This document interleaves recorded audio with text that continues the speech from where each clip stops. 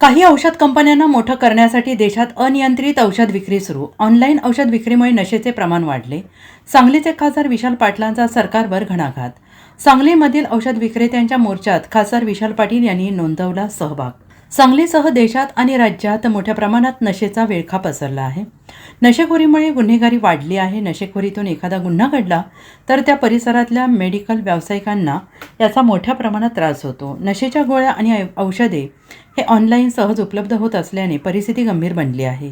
यावर कोणाचंही नियंत्रण नाही. काही उद्योगपती आणि औषध कंपन्यांना मोठं करण्यासाठी हे ऑनलाईन विक्रीचे बसल्याचा गंभीर आरोप सांगलीचे खासदार विशाल पाटील यांनी केला आहे. सांगलीत बेकायदेशीर ऑनलाईन औषध विक्रीच्या विरोधात औषध विक्रेत्यांचा देशव्यापी बंद पुकारण्यात आला आहे. यावेळी काढलेल्या मोर्चामध्ये विशाल पाटील यांनी सहभागी होत सरकारवर निशाणा साधला. ऑनलाईन औषध विक्रीवर आजच पायबंद घातला नाही तर भविष्य धोक्यात असल्याची चिंता खासदार विशाल पाटील यांनी व्यक्त केली. डॉक्टरांच्या सल्ल्याशिवाय जर एखादे ऑनलाईन औषध घेतले तर संबंधित व्यक्तीला काय झालं तर जबाबदार कोण, असा प्रश्न खासदार विशाल पाटील यांनी उपस्थित केला आहे. अडचणी समजून घेण्यासाठी, तुमच्या मागण्या समजून घेण्यासाठी मी या ठिकाणी आलेलो आहे.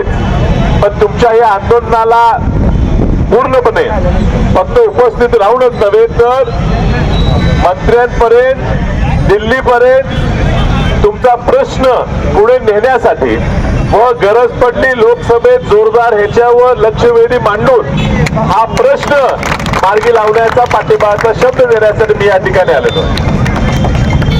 ही जी संघटना आहे, अर्थात खूप वर्षापासून आपल्या संघटनेबद्दल आज आकर्षण आहे, देशभर आकर्षण आहे. खूप कंपन्यांचे वेगवेगळे डीलर असतात, त्यांच्या संघटना असतात. आज केमिस्ट आणि ड्रगिस्ट असोसिएशनची संघटना, तुम्ही एवढं एक संघपणे काम करता. तुमच्याकडनं इतर लोक प्रोत्साहन घेतात, तुमच्यासारखी एकी असली पाहिजे असं म्हणतात. आज तुमची एकी आहे आणि या एकीमुळे ग्राहकांचा सुद्धा फायदा होतो.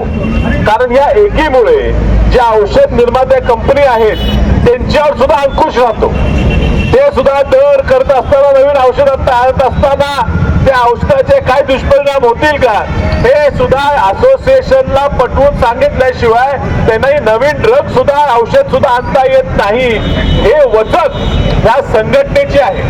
आणि त्यामुळे तुमच्या संघटनेच्या विरुद्ध जर एखादा निर्णय झाला तर संघटित राहण्यावरच विश्वास हा जनतेचा उठेल. एवढी संघटितपणे, प्रामाणिकपणे काम करणारे संघटनेचा आवाज सुद्धा ऐकला जात नसेल तर न्याय व्यवस्थेवर आणि ह्या डेमोक्रेटिक प्रोसेसवर सुद्धा जनतेचा विश्वास उठेल. आणि म्हणून कदाचित प्रत्येकाला तुमच्या 100% मागण्या मान्य नसतील. मी पूर्ण समजून घेतलं. माझंही म्हणणं होतं, एक खासदार म्हणून, लोकप्रतिनिधी म्हणून मला ऑनलाईन ऑर्डर करता यावं असं मलाही वाटतंय.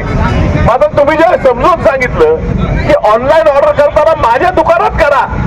ऑनलाईन ऑर्डर करत असताना कुठेतरी राज्याबाहेर कोणतरी बसलेला आहे, त्याला प्रिस्क्रिप्शन काय माहित नाही, कुठलं औषध द्यायचं माहित नाही, ते औषध आलेलं त्याची एक्सपायरी काय माहित नाही, जेन्युइन आहे, खरं आहे का खोटं आहे, डुप्लिकेट आहे हे माहित नाही, दिल्यावर त्याच्या अंगावर काय झालं तर जबाबदारी स्वीकारायला कोण नाही. अशी परिस्थिती असताना तुम्ही ऑनलाईनला का प्रोत्साहन देता, हा तुमचा जो प्रश्न आहे हा पटण्यासारखा असल्यामुळे या प्रश्नासाठी तुम्ही रस्त्यावर उभारलाय, रास्त उभारलाय असं मला वाटतं. आणि म्हणून तुमच्या bureau report, SBN Marathi, Sangli.